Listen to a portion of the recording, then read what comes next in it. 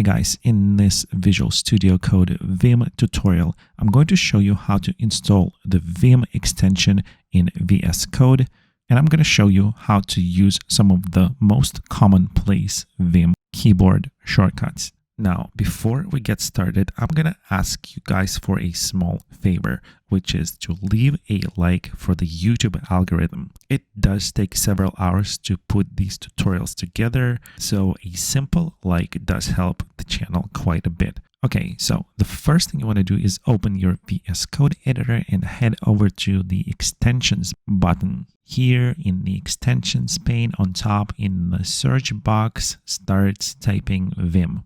Now go ahead and click on the first search result and here click the install button. Now there's another thing you might want to install and it's completely optional, but it's very useful, and that's the Vim cheat sheet. So go ahead and type that into extensions and click on this search result. Now go ahead and click on the install button, then press Ctrl-Shift-P or Command-Shift-P on the Mac. This will open VS Code command palette and here type Vim cheat sheet. So find that option on the list and go ahead and click on that. And as soon as you do that, you will open up all of the Vim keyboard shortcuts where you can see all Vim keyboard shortcuts available. Now that you have Vim extension installed, every time you open a file, you'll notice that your cursor has turned into a solid block. Now, this is the command mode in Vim. And what it means is that when your Visual Studio Code is in Vim's command mode, Vim expects you to use the keyboard to enter commands, and using those commands, it's going to do something special that usually you cannot do in Insert mode, which is the standard mode for most editors or IDEs. So pressing H, J, K, and L keys will result in moving the cursor in the 4 directions instead of actually typing that character. So here I'm pressing H, and as you can see, the cursor is moving left. And by pressing the L key, you're going to move the cursor right. So by using all 4 keys, you can navigate around your source code file. As I'm doing right now, I'm jumping up and down every line in this file. So if you want to actually type those characters again, you need to enter the insert mode. And in order to do that, press the I key.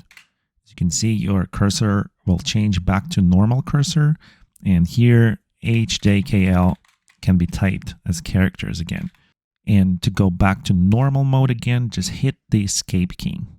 And now the H, J, K, and L keys are moving the cursor around the text file. So the lesson learned here is to switch back to normal or insert mode, alternate between the escape and I keys. Also in Visual Studio Code, you can tell which Vim mode you're currently in by looking at this area in the status bar. Now, I'm not going to go through all of the Vim's cursor movement shortcuts, but I'm going to show you some of the best keyboard shortcuts in Vim that you should probably know. Sometimes you need to go to the center of the screen.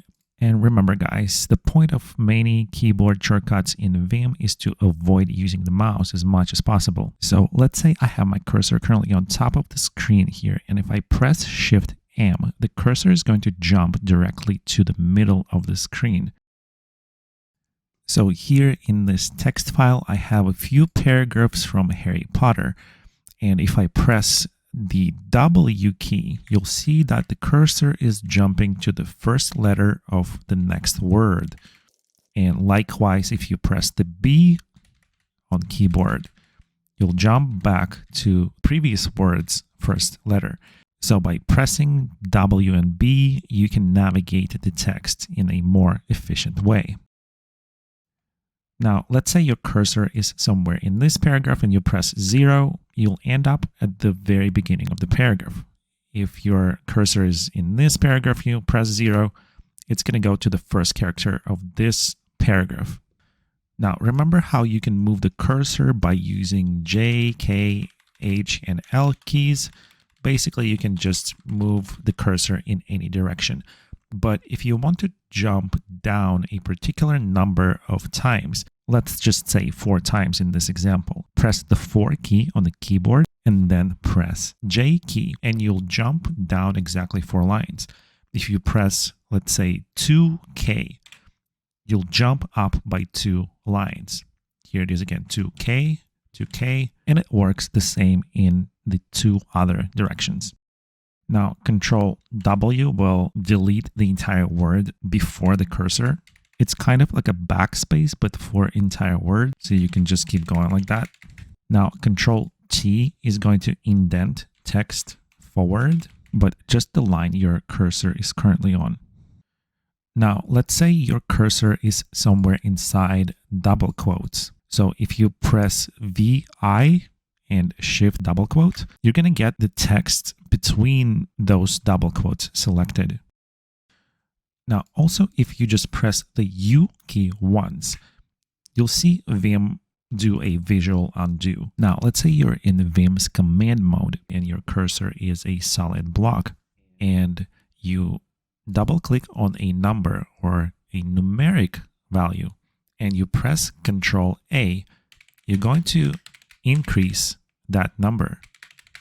And if you press Ctrl X, you're going to decrease that numeric value. This is very useful when you don't want to retype the number, when you just need to increase it by 2, 3, 5, or basically just a small amount. Now, if you press the period or dot key, you're going to repeat the previous command. So, for example, if I press Ctrl A on a selected number and then simply press the dot key, you'll see that it's repeating the last command.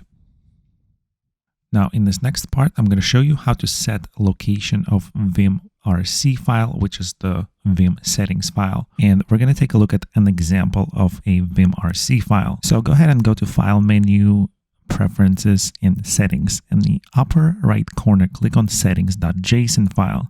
Scroll all the way down and add a new line, vimrc enable true. Now, also below that line, add vim.vimrc.path and set this to .vimrc, save the file, and in the lower right corner, click the Create button. This will create a brand new vimrc file, so all you have to do is just click Save. Now, this will open a blank vimrc settings file. You can also open it by pressing Ctrl-Shift-P or Command-Shift-P on the Mac, and in the command palette, start typing vimrc and find vimrc file on the list over here. So what I'm going to do here is I'm going to copy and paste an example of a really good vimrc file. You can also find this in the description of this video. So just go ahead and grab that from there.